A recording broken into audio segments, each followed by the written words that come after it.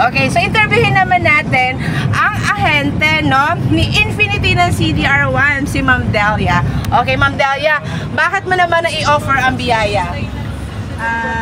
Actually, ang dami kong in-offer na farm lot. Biyaya ang nagustuhan niya dahil mura, tapos magandang location, ang daming puno. Yun ang gusto niya, maraming puno. At saka may promo siya this month. Kaya gusto niyong humabol, pwede po kayong magpa-reserve na less 500 per square meter po.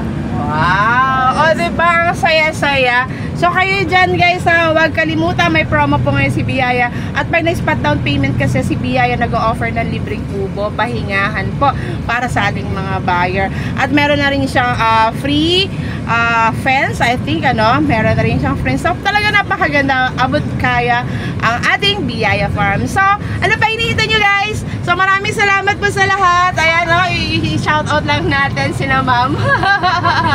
Ang saya-saya nila at manlilibre daw sila ng lunch ngayon. So, pero hindi po ako kasama. See you next time! Bye!